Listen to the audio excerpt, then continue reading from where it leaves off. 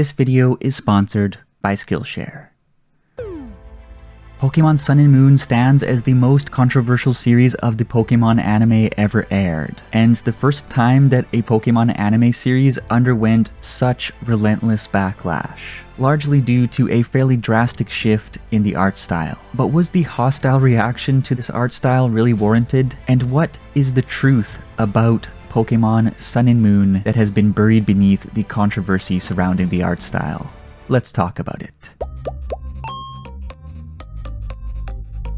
Hey everyone, it's Charles. How are you today? When it comes to Pokémon Sun and Moon, I have heard it all. Ash looks like a cracked out Zabumafu. The animation, it sucks. When did the animators become so lazy? This looks pathetic compared to XY. Slice of life comedy, disgusting, and so on. And the abstract art style and silly faces were certainly a big departure from the XY series, and the focus on situational comedy and day-to-day island life wasn't everyone's cup of tea. But speaking honestly, I don't think that the majority of the haters actually give a hoot about the art style itself. And I also think that even among fans who supported the art style and generally enjoyed the show, what actually made the series great is often overlooked. So whether you like or dislike the Sun and Moon anime, let's flip the coin over and look at the other side together. To better understand, 1, why Pokémon Sun and Moon looks the way it does, 2, how this look actually impacted the viewer experience, and 3, what misconceptions about the series persist to this day. And as always, it is going to be a fun time, so kindly cross-chop that like button for the YouTube algorithm,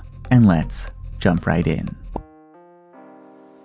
Let's quickly get the elephant in the room on the BBQ. Why does Pokémon Sun and Moon look the way it does? Firstly, let's just separate the concepts of animation and art style. As you may know, OLM started experimenting with the powerful animation suite known as Toon Boom during the XY years and eventually moved to what was essentially a fully digital workflow with Sun and Moon. And as such, they generated some pretty big efficiency gains, and the fruits of their tough learning process were paid back to fans when, over time, Sun and Moon began to treat us to some of the slickest animation that has ever hit a weekly anime. So when people are vocalizing their concerns, they often do complain about the animation of Pokémon Sun and Moon, but frame by frame, shot for shot, the animation in Pokémon Sun and Moon is as solid as a Machoke's chest. What actually jiggles people's jigglypuffs is the art style, specifically with regard to the character designs, and even more specifically with regard to Ash Ketchum's character design. After all,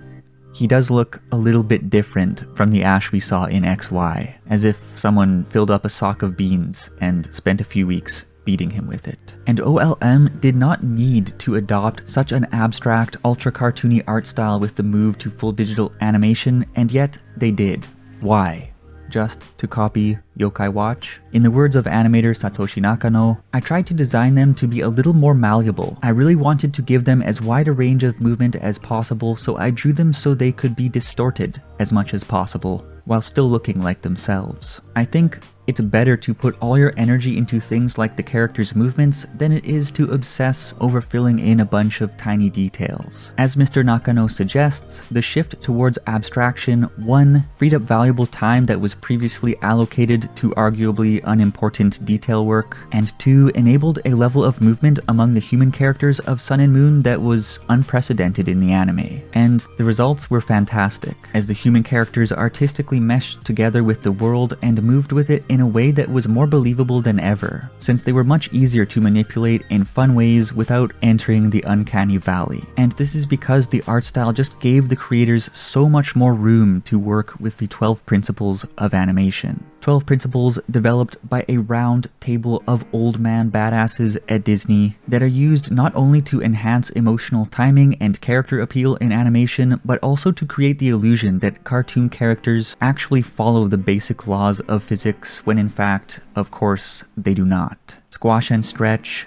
anticipation, staging, etc. Pokémon Sun and Moon bends these principles to their limits, and the result is an experience that feels very, very convincing within the context of an animated TV show. And as much of a badass as XY Ash was, and as much as we may miss that mature look, there were certainly times when he and the other pre-Sun and Moon Pokémon characters felt a little bit stiff, or moved in ways that felt somewhat strange. This uncanniness was not present in Sun and Moon, and it was a big win for the series. But in spite of this, a lot of people never gave Sun and Moon a chance, simply because the art style had already caused them to vomit out all of their love for the Pokemon anime. This was a shame because Sun and Moon forked up plenty of delicious battles and took the story to some pretty interesting places. And we are about to delve more deeply into why this is the case, how the style change has impacted the anime, and some important truths about the Pokemon Sun and Moon anime that tend to be buried amidst all the hoopla over the art style. But first,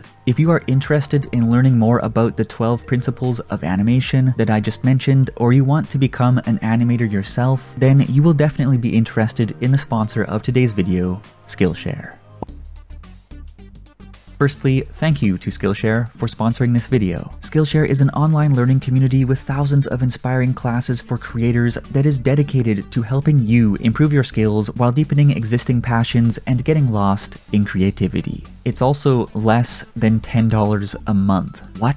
And better yet, the first 1,000 of my subscribers to click the link in the description will score themselves a free Skillshare Premium membership trial to get the party started. Personally, I have actually been a Skillshare Premium user for about 1 year now, because I've wanted to upgrade a bunch of my creative skills, particularly pixel art and animation, and it has been a very fruitful experience, so I do encourage you to go over and check out the classes on the site. And on that note, here are 2 of my recommendations. First, Real Productivity: How to Build Habits That Last by Thomas Frank.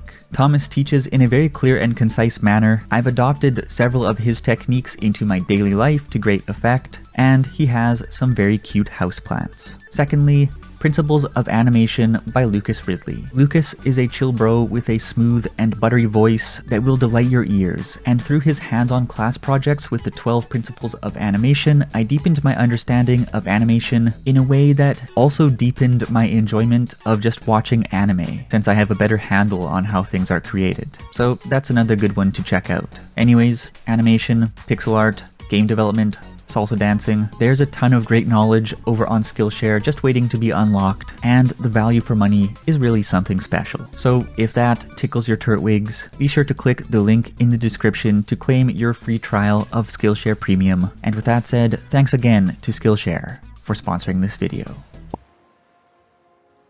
So, where were we? Oh, yes. Efficiency gains and better access to the 12 principles of animation were not the only things that Pokemon Sun and Moon's art style had going for it. Back in 1993, the American cartoonist Scott MacLeod published a book called Understanding Comics, in which he described a concept that he referred to as amplification through simplification. In Scott's words, by stripping down an image to its essential meaning, an artist can amplify that meaning in a way that realistic art cannot. How can you feel such a strong connection to that little doggy in Harvest Moon 64? Why is the Wind Waker's Link the most expressive, entertaining, and believable Link ever created? What makes Lily's trauma and fearfulness resonate with us so powerfully in the first stretch of Pokemon Sun and Moon? As art moves towards abstraction while retaining its recognizability, the meaning of a work's elements are condensed into their most essential meaning. And as the viewers stop caring about the uncanniness of something trying to be realistic when it isn't, we also become more open to the meaning and emotions that these elements are actually meant to convey. And likewise, it is also easier for our own feelings to bleed into something that does not have such a concrete, detailed visual identity. Speaking to this point, Scott MacLeod notes that when you look at a photo or a realistic drawing of a face, you see it as the face of another. But when you enter the world of the cartoon, you see yourself.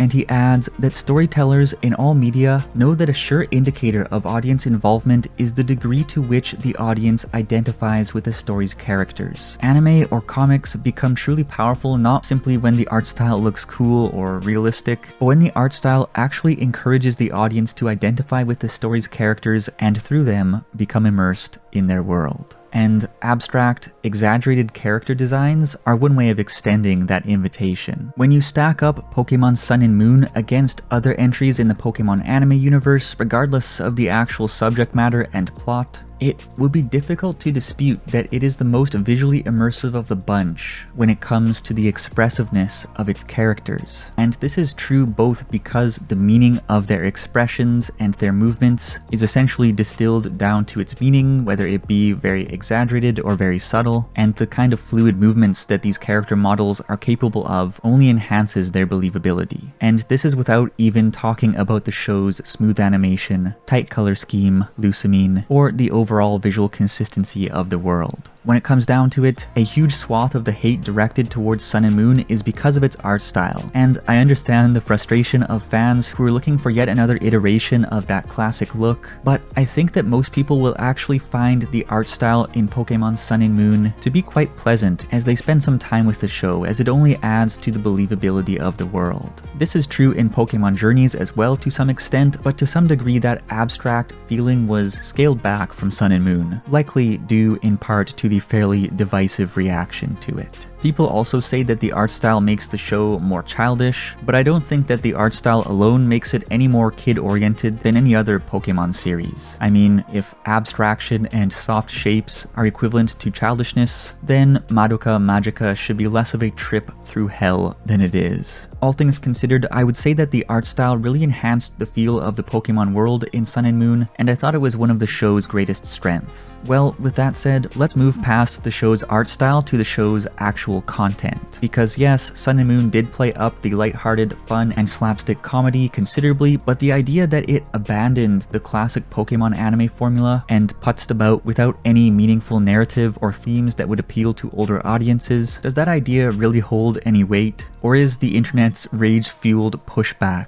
to Sun and Moon's art style simply spinning fibs? When we peel back the art style of Pokémon Sun and Moon, we are left with a show that appears to scrap the classic anime's formula in favor of a comedic slice-of-life show, at least at the superficial level. But is that really the case? Let's discuss this by breaking down the two content-based elements of the show that seem to take the most heat. First, the league structure, and secondly, the narrative, with all the characters, arcs, and slapstick comedy that entails. In prior series, Ash would travel across a given region to collect the 8 gym badges necessary to gain admission to a league conference. In Pokémon Sun and Moon, Ash spent a lot of time at the school, at Kukui's house, and retreading other areas, and just being a monkey, but the basic concept of the gym challenge structure actually more or less remained the same. It's just that instead of traveling along a linear track, Ash and his friends island hopped back and forth to complete various objectives, and instead of conquering 8 gym leaders to acquire badges, Ash cleared 7 island trials to acquire Z crystals. And while the Manalo conference was technically open to anyone regardless of their qualifications, it was necessary to emerge as one of the last 16 trainers standing in a battle royale to actually make it in. And let's be real, without the Z crystals acquired from the island trials, most trainers would be at a serious disadvantage in the conference. And when it comes down to it, we got a real banger of a league arc in Sun and Moon, with 11 episodes dedicated to the conference and 4 more across which the epic Ash vs Kukui exhibition match took place. By comparison, XY had only 6 episodes dedicated to its league battles, and Diamond and Pearl had only 7. Not to say that the battles with Paul, Sawyer, and Elan were not fantastic, because they were. But to say that Sun and Moon entirely abandoned the classic badges and league structure, that simply is not true. Similarly, while Ash's Alola adventures had a more laid-back, unstructured feel than adventures of past generations, the show still delivered an interesting story based around the lives of the Pokemon and people around Ash. And it often went above and beyond other series when it came to touching on some surprisingly mature themes. For instance, Lily gradually overcoming her childhood trauma with the help of her friends, broken families going through some pretty harrowing struggles and coming out of them stronger than ever, Ash's true father figure rising up to the task to turn dreams into reality, multiple characters grappling with the horrors of illness and death, the first ever on-screen marriage, and Nurse Joy and Officer Jenny finally hooking up. Just kidding, that never happened. Sun and Moon retained the best aspects of the classic formula by way of its event-focused and character-focused arcs, and it also redressed series tropes in a way that was funny and meaningful, while also upping the game when it came to world building. When I look at the development of Kukui and Burnett's relationship, the debacles encapsulating Lily's family, Litten or Lycanroc's struggles to contend with their rivals, or even Malo's juice-fueled depression, I can only pause to wonder why Sun and Moon remains so disproportionately misunderstood to this day as a slice-of-life comedy that is low budget, low effort, and too big of a departure from the classic Pokemon formula. And the only answer that I can come up with is that it all boils down to that expectation gap that initially whacked people moving in from X, Y, and Z right in the choppers, to many critics not actually watching the show or paying attention to what was going on, and to the tendency of the vocal minority to double down and rehash their criticisms over and over again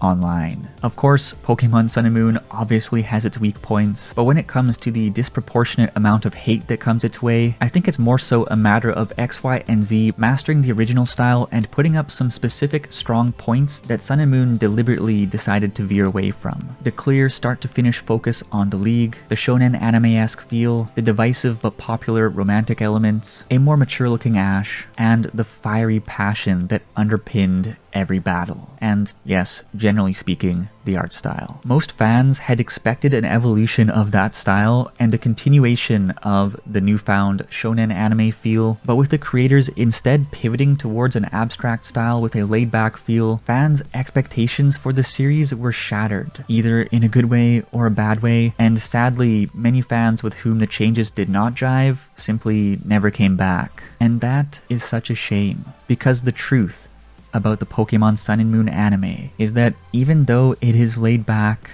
with its abstract look and silly comedy, it is classic anime-poke through and through, and it will delight those who give it a chance with some of the finest storytelling, greatest characters, and wildest battles in the history of the show.